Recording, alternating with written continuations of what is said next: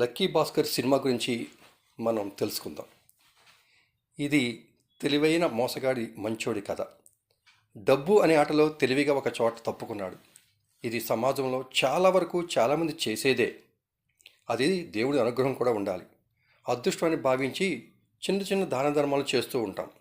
ఒక రకంగా ఇది దేవుడు రాసిన రాతలో ఒక భాగం.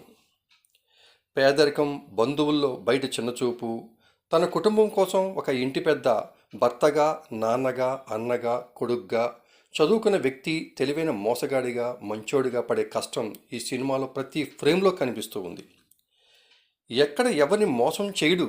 అతి కష్టాల్లో ఉన్నప్పుడు బ్యాంకులో జరిగిన అవమానం దిగమింగి, బ్యాంకులో జరిగిన స్కామ్ లోపాలు తన సమస్యలకు అనుగుణంగా మార్చుకొని, బ్యాంకు డబ్బుతో ఇల్లీగల్ బిజినెస్ తెలివిగా చేసి డబ్బు సంపాదిస్తూ తన అప్పులు సమస్యల నుండి బయటపడుతూ ఉంటాడు.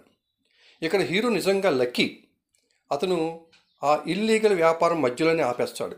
కానీ తన స్నేహితుడు అదే చేసి పోలీసులకు దొరికి దివాలా తీస్తాడు. ఇది ఒక పేకాట లాంటిదే. డబ్బు వస్తుందని ఇంకా ఇంకా అని ఆడితే వన్నవిపోవడం ఖాయం. వచ్చింది చాలు అని తప్పుకున్నవాడే నిజమైన ఆటగాడు. ఇక్కడ హీరో అదే చేస్తాడు. ఇప్పుడు హీరో ఇంకా లక్కీ.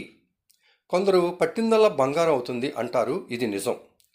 బ్యాంకులో అతను ఊహించిన ప్రమోషన్ రావడం, జనరల్ మేనేజర్ అవ్వడం, బ్యాంకులో మేనేజ్మెంట్ చేసే మోసాలు తెలివిగా వాడుకొని కమిషన్ రూపంలో వచ్చే డబ్బుని స్టాక్ మార్కెట్లో పెట్టి బ్లాక్ మనీ వైట్ మనీగా మార్చుకోవడం, ఇలా 100 కోట్లు సంపాదించడం వేరే లెవెల్. ఇవన్నీ సమాజంలో ఉన్న లూప్ హోల్స్, మోసాలు. అయితే ఇక్కడ డబ్బు అనే గేమ్లో పరిగెడుతున్న తనని కుటుంబం విలువలు, ప్రేమ అనేవి జుట్టు పట్టుకుని బయటికి లాగిస్తుంది.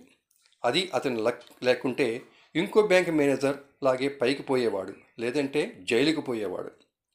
ఇక్కడ ఫైనల్గా అతను వ్యవస్థలోని లోపాలు, తన కష్టాలు కుటుంబం కోసం వాడుకున్నాడు. చాలా తెలివిగా. అలాగే ఎక్కడ ఏది వదిలేయాలో వదిలేశాడు. కనుకనే అతను లక్కీ భాస్కర్ అయ్యాడు. కానీ చట్టం పరంగా అతను చేసినవన్నీ ఆర్థిక నేరాలే. కానీ వ్యవస్థలో ఉన్న లోపాలు, కష్టాలు, తెలివి, ధైర్యం, కుటుంబం అతను పట్టిందల్లా బంగారం చేసింది. ఇది టూకీగా లక్కీ భాస్కర్ సినిమా గురించి రివ్యూ. Okay, thank you.